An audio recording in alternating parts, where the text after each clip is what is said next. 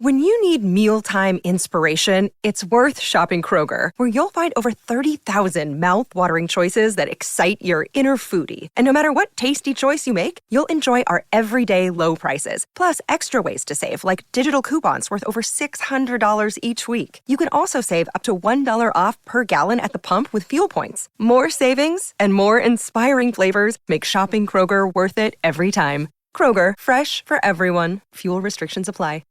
The Count of Monte Cristo contains mature content, including violence, suicide, discriminatory language, and other traumatic themes. Listener discretion is advised.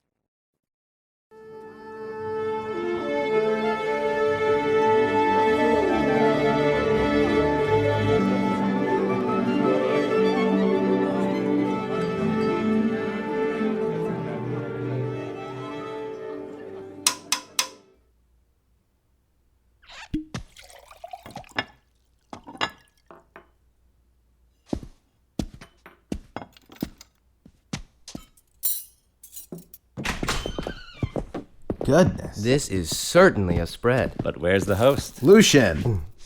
What? We were invited over for breakfast. For the last time, if you eat like that. Maximilian, sit next to me. Oh, thank you. Hoping his virtuosity will rub off on you. Rubbing is Lucian's specialty. Or rather, getting rubbed. Whatever happened to decorum? Which noble lady is that? Maybe we should start eating. It'll stop us from throwing barbs at each other. At least until lunchtime. Gentlemen! There he is. Please sit, eat, imbibe! Some of us do not need the urging.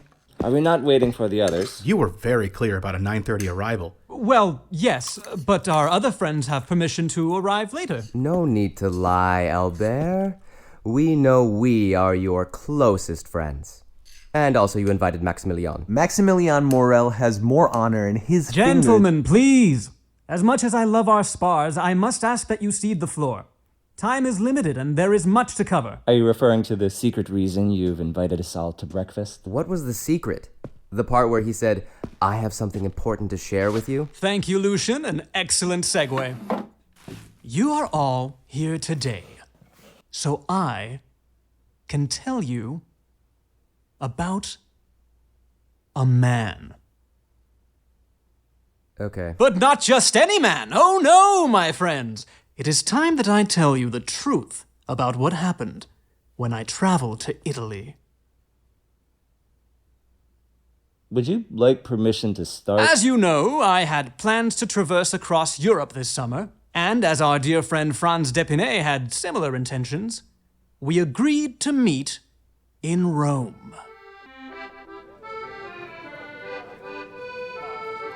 Obviously, every Parisian must take the opportunity to travel whilst he can, lest we be forced to lug a new wife along with us or devote too much of ourselves to our employer. So, knowing that I would be engaged and married upon return, Franz and I had a singular goal upon arriving in Rome. Carnival! What better chance did I have for romance or adventure than Carnival? Duels, bullfights, drinks, debauchery! If I was to have a final taste of life before returning to Paris, it was this. You could also just frequent the correct clubs. Ah, Lucian. If you do not believe in the romance of Carnival, then I cannot help you. But I do, and did, and Franz did, so we agreed to meet there.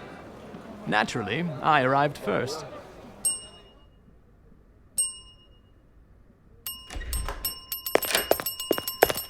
Buongiorno, signore. How can I be of a service? I have a reservation for two under Albert de Morcerf. Of course, Vicomte. Apologies on the delay. We have been rather busy. Really? The hotel is so quiet. Especially for Carnival. See. The majority of our rooms have been reserved by one guest. So we are at his service. And yours, of course. One guest booked the entire hotel? Fascinating. We will not require much, just our keys. And a carriage for use during the festival. Apologies, signore. I cannot help with that request. For our keys? For the carriage. All carriages have been booked in advance, as a Carnivale is this week. I know it is Carnival. That is why we require the carriage, so we can traverse throughout the city during Carnival, the event we have journeyed across the continent to attend. Carnival? I am aware you have a travel for Carnivale, Vicomte, but unfortunately, that does not change that all the carriages have been booked. I am happy to inquire further. Yes, see that you do. Naturally, when Franz arrived later in the afternoon, I informed him of my distress. I'm very distressed! Surely there are other proprietors that our host has not asked yet. Or locals who are desperate for a franc. Or pastries, whatever they use here. But what if we do not have a carriage, Franz? We could visit Venice. What are we to do? Aha! Our guardian angel! I apologize, messieurs. I do not bring good news. So, no carriage, then? I have searched as far as I am able, but all carriages have been reserved. Perhaps if you wish to reserve one for after Carnivale. What would be the point of that? In Paris, when something cannot be done, you pay double and immediately get what you wanted. Oh, very noble, monsieur. You've been to Rome before, Franz. What do you propose we do? Well, we may as well do some sightseeing whilst we are able. I have always wanted to see the Colosseum. If I may, perhaps it would be wiser to wait until tomorrow to visit the Colosseum. At this time of day, bandits scout these roads. Bandits? Bandits scout all of Europe. I hardly think we need to worry about them in Rome. He may not be known in Paris, but Luigi Vampa and his bandits are taken quite seriously here in Italia. I could take a bandit. Oh, could you? Let them come for me, I say. A rapier in one hand, a pistol in the other. Let them find us, hunt us down. I will be victorious in our dramatic confrontation. Ah, I understand now, Albert. This is a story about how you single-handedly fought this Luigi Vampa and his bandits that are so feared in Rome. We did distantly stroll by the Colosseum, but Franz claimed to have spotted some shadowy figures and did not want to enter. So we bought box tickets and attended the opera. French? Italian. This story is terrible. The romantic lead is a carriage and there isn't even any French art. Patience, Beauchamp! That was just the first day we arrived. The second day was when we received the invitation.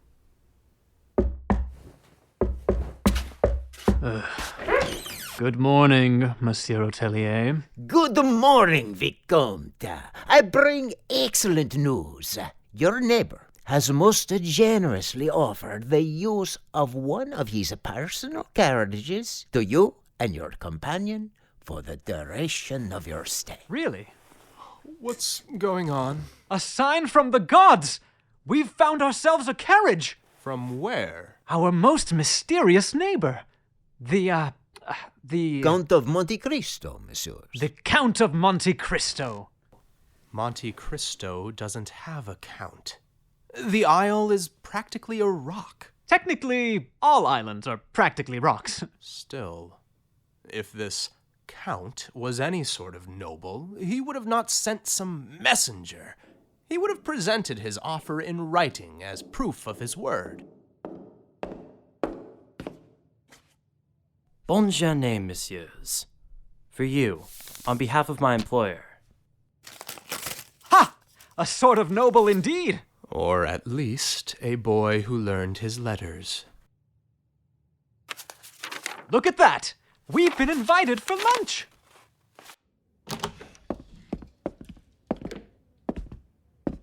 Amazing! This is certainly a spread. My employer will join you in a few moments.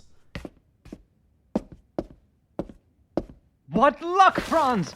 Carnival has been saved thanks to our newest friend. Let us not use friend so loosely. Do you not see the table in front of you? I see it. It is that I hardly believe it. Believe what, gentlemen? Count! I mean, Your Excellency. Your Majesty? Count will suffice. You must be Albert de Morcerf. I am! Does his reputation precede him? Only in that we are currently neighbors, and that I can extend you both my assistance, Monsieur d'Épinay. And we are eternally grateful, Count. There is no need. I have 3 carriages at my disposal and can temporarily part with one. After all, every young Parisian must take the opportunity to travel whilst they can. That's what I said! Are you from Paris, Count? I am not. I confess that I have not yet made it to Paris. I find I lack the proper introductions to establish myself in society. Where else have you gone? Oh, the usual unusuals. Arabia, Greece, Africa, further into Asia. How exotic. Yes, quite. And you say you've never been to France? You mishear me. I have not been to Paris. And have you been to Rome? Many times. What brings you here this time? Morbid curiosity. Prior to Carnival, which I admit I have aged out of, there is always an interesting exacting of justice. How so? Public execution. This afternoon, in fact. Surely you saw the setup constructed on the piazza. Ah, that's what that was. It could have been anything. It will begin shortly. Is this why you booked the entire floor? It is not that I have booked the entire floor. It is that I ensured myself the best perspective. For an execution. As I have stated. Monsieur de Morcerf, d'Épinay, will you join me as I watch?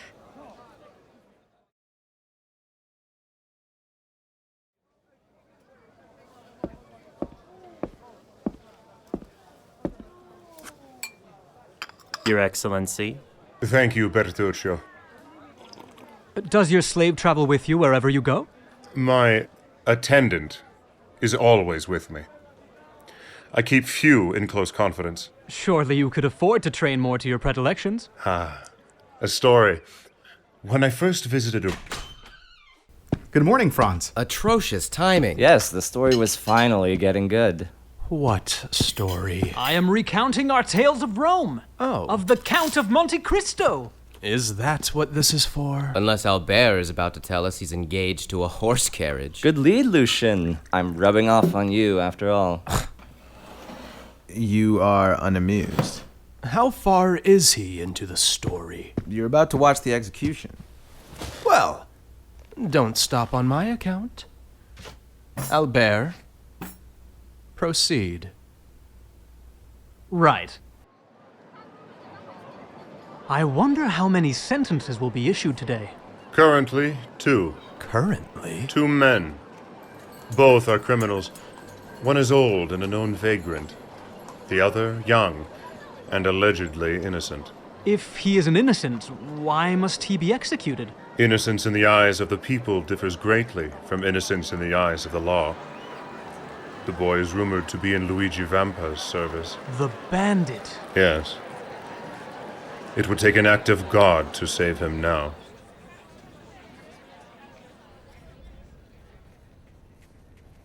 Today we mark the first day of Carnival. By order of the Court of La Rota, judgment resulting in the sentence of a day. The older of the two looks angry. Facing death reveals one's true self. It tears away the mask one has worn all their life. It is in the final moments when one's true face appears. All charitable souls are entreated to pray for the repentance of these 2 miserable creatures. Wait. There is a pardon. A pardon for Peppino Priolo. Release him. Pardon for him, and not me. We were meant to die together. He was to die before me. I will not off that horse. You can't make me. See, Monsieur de Morcerf, his true face. furious that his fellow creature is not dying with him. If he were allowed to do so, he would tear young Peppino apart, rather than letting him enjoy the life he has left. You do not have the right to kill me alone. What consoled this man was that another man was also to die before him, to experience pain and loss first, yet his neighbor is saved. And his response? That neither of them are worthy of life. This is barbaric. You give humanity too much credit. This is human nature. Give a man a rope and he will not build a ladder. He will not pull his fellow man from the pits of despair. No, no, monsieur. No man does good for the sake of doing good. You have just seen it. Give a man a rope, and he will simply hang himself. Dreadful. I think it exciting. Says a man who has never served. Not all of our hands are good with a gun, Chateau Renard. We know your hands are filled with flowers, Lucien Debray. I admit that my constitution was shaken by what I had witnessed, but it did not deter our travels nor our excitement for the events to come. Right, Franz? Sure. And even though the Count seemed more inclined to myself than Franz here, he insisted that we both use his carriage for as long as we need. I have also acquired costumes for the festivities, should you wish to use those as well. We'll manage. But thank you, Count, for your generosity. Use of your carriage is more than enough. I someday hope to return the favor. Are you not attending Carnival? The costumes were in case I changed my mind. I shall watch from above, the same spot we were in earlier. We will wave at you from the center of the piazza. I will not wave back, with hope that I do not recognize you. Ah, very true. What is the point of Carnival if not to lose yourself completely? Should you choose to call again, leave word with the hotel owner. He will send word to Bertuccio. We most certainly will. Bonsoir, Count. Monsieur le Comte. Messieurs. I say, I have never met a more fascinating individual in my entire life. You really must get out more. I wonder where else he has traveled to. Doesn't matter. After we return his carriage, we need not see him again. Why would we want to do that? I don't trust him. You don't know him. Precisely. And besides, he looks at you oddly. Come again? His eyes, they just... Look, what does it matter? Quite right. We have a party to attend. Or several parties within a larger party that will last multiple days. You have our costumes? In the wardrobe on the right. Well done, Franz. We will look like every other peasant reveling tonight. The surest way to get a lover with no strings attached. It's such a shame that I'm to be married when I return to Paris. Or yet another reason for us to focus on the celebration at hand. Here. To us. To us. And to freedom! Finally, the first night of Carnival! What started with death had bloomed into music and color. Lights and shadows everywhere. A new friend on every corner.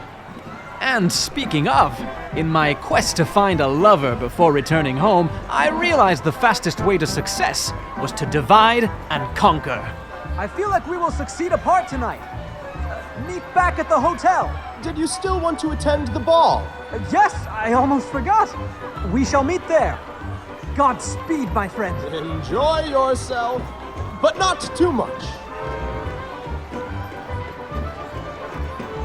And now, gentlemen, this is the end of my part of the story. The rest must be told by Monsieur d'Épinay. No. What? Franz, you'll tell it better than I will. I'm sure I would, but I don't want to. Why did you show up at all? Curiosity. Fine, Franz. Ruin the fun for everybody. Thanks, Franz. I'm just here for breakfast. I will continue the story without you. great. Though at this point it should be noted that I was not actually present, so be warned that I may use a slight touch of creative license. Excuse me, madame. Yes? Have you seen a man my age in the same outfit with dark hair? Looks Spanish, acts French. At Carnival? Of course I have. I see your point. Thank you, regardless. Monsieur Dupinay? I am. Luigi Vampa sends his regards. Yes. Vampa. Wait! Hey! Albert!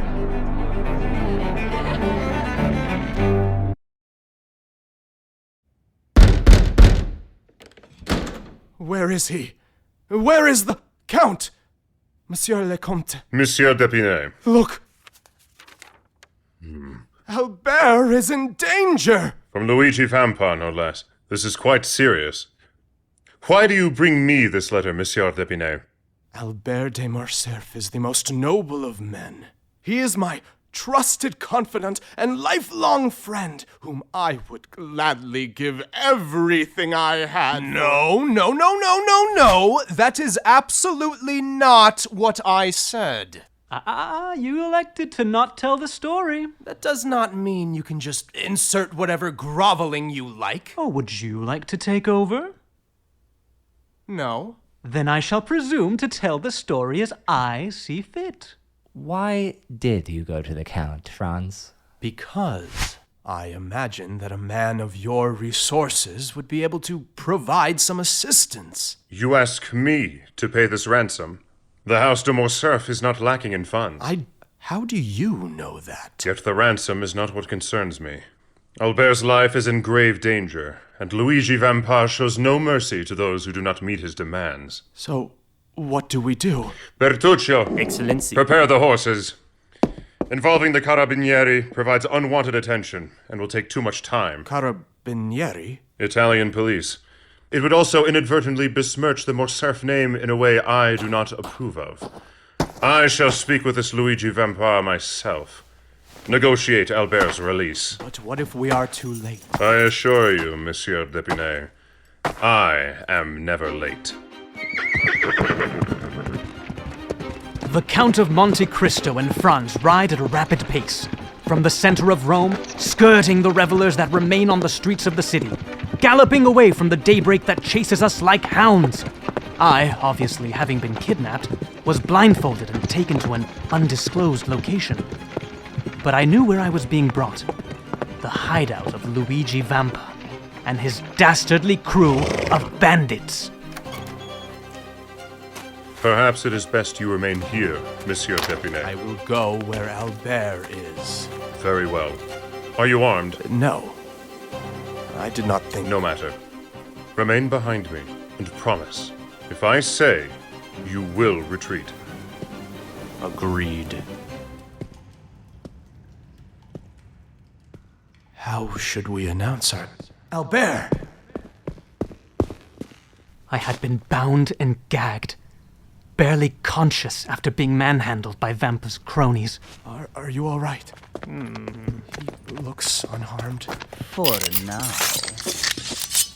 An ambush! Evidently. Believe we requested you bring a ransom in exchange for your friend. Where is your leader? Occupied. I demand an audience. Oh, you demand?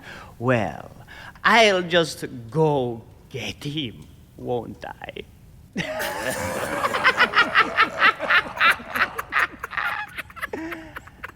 Who are you to demand an audience with Luigi Vampa? The Count of Monte Cristo. Stand aside, Peppino. The Count of Monte Cristo in his flesh. You've heard of me. Who has not heard the rumors about the infamous Count of Monte Cristo? Yet here he is to ask me a favor. On the contrary, I wish to offer you the chance to rectify your insult. I insult you? You forget, Monsieur le Comte, you are in my territory. I cede to no one, territory or otherwise. Are you threatening me? Do you feel threatened? You came for the boy.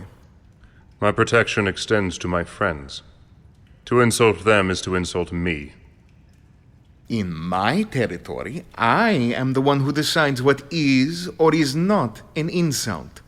Your Excellency. If you have heard of me, you know what happens to those who try my patience. However, I am in no mood for that tonight. So, perhaps we can come to an arrangement. Perhaps we can come to an arrangement. Perhaps you could release him. Do it. Regarding the ransom... What ransom? My thoughts exactly. Franz, bring the Vicomte de Morcerf outside. Come on, Albert. Walk with me.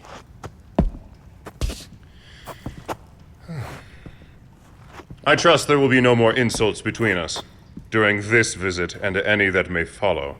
Of course not, Your Excellency. Your reputation precedes you. I am most certain that it does. Do not forget me, Vampa.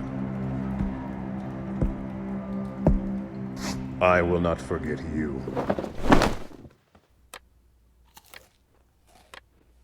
Franz, is that...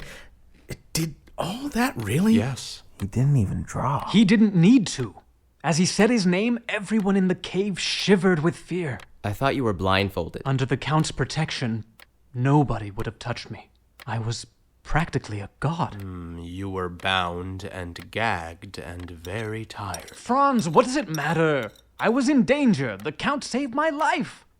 I am forever indebted to him. If not by duty, by desire. He isn't a god, Albert. He is a man. You think he is wealth incarnate and carries clout we do not know, so he should be revered. Do not fool yourself. Franz, are you keeping something from us? Albert told you that we toured the Colosseum. That you tried to. Right. Well... Franz saw ghosts. They weren't ghosts. They were two men. Men who I think were Luigi Vampa and the Count of Monte Cristo. That seems far-fetched. Is it? Aside from the fact that they looked the same, isn't it strange that when we needed a carriage, the Count provided? Is it not odd that the man freed from execution truly was in Luigi Vampa's service? I didn't think of that. And is it not convenient that the Count knew exactly where to go to retrieve Albert? And once there, Luigi Vampa conceded almost immediately. All of those things can be easily explained. And let's remember, you went to him for help. Because I had no choice. Let's say for a moment that Franz is right. Everything that happened in Rome was the result of a stranger's machinations. The question isn't whether they were real or not. The question is why. What is the purpose of any of it? Albert, did the Count ask you for anything, demand any sort of boon for services rendered? On the contrary, he kept offering more. There you go. How do you not see that as suspicious? Franz, look around you. If it's wealth you suspect, you are in the wrong company. You are missing the point. Just... leave me to my breakfast. After you were freed, Albert, were there any more adventures in Rome? I had had enough adventures by then. And did you see the Count again? After the rescue? Only to offer my gratitude, and to extend my services when he comes to Paris. Come again? No, you heard me correctly. For when the Count comes to Paris. Prior to my departure, the Count said he was planning to visit Paris in 3 months' time. And as he had said earlier that he lacked the proper introductions into Parisian society, I happily offered my services. Albert? Beauchamp? How many months has it been since you've had this conversation? What an excellent question! I told the Count he should meet me here at this address in 3 months' time at 10 o'clock in the morning. And I asked you all to be here at 9:30 so I could recount my tale prior to then. So that way, when the Count arrives, you would know exactly who he is and what he's capable of doing. And time was of the essence for everything I had arranged this morning, because, as you now know, the Count is never late.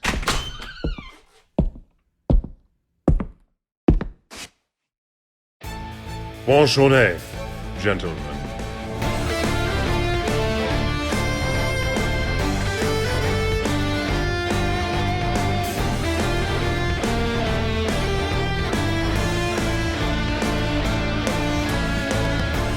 Episode 1 of The Count of Monte Cristo was directed by Chloe Wilson. This episode stars Keith Klein as the Count of Monte Cristo, Mauricio Rivera-Borrell as Albert de Morcerf, Colin Wyatt as Beauchamp, James Brodegam as Bertuccio, Sushanta Dlaka as Chateau Renaud, Marcus John as Franz Depinay, David Magadan as Lucien Debray, Jack Douglas as Luigi Vampa, Kevin Coxa as Maximilian Morel, and Sean Gray as Peppino. Additional voices were provided by Brandon Lawrence, Colin Wyatt, D.E. Moore, David Magadan, Sierra Doss, and Stephen Varda. Episode 1 is written by Chloe Wilson and adapted from the novel The Count of Monte Cristo, written by Alexander Dumas. Production coordination is by Will Onchezo. Editing is by Sean Gray. Sound design is by Rob Gall. Theme music composed and produced by Drew Nichols, with guitar performance and additional production and mixing by Jakob Reinhardt, and viola performance by Molly Goldman. The Count of Monte Cristo was recorded at Mansion Studios in Brooklyn, New York, with head engineer Alexander Benob. Our assistant engineers are Alex Hahn, Carlos Maldonado, Emma Tlesti, Maximilian Horner, Patrick Hurley, Ravathi Rayav-Rajan, Seth Benji Gonzalez, Tobias Pemsler, Truxell Kurt Snyder, and Jume Zhu. More information about The Count of Monte Cristo can be found at littleluckyproductions.com or wherever you listen to podcasts. Thank you for listening.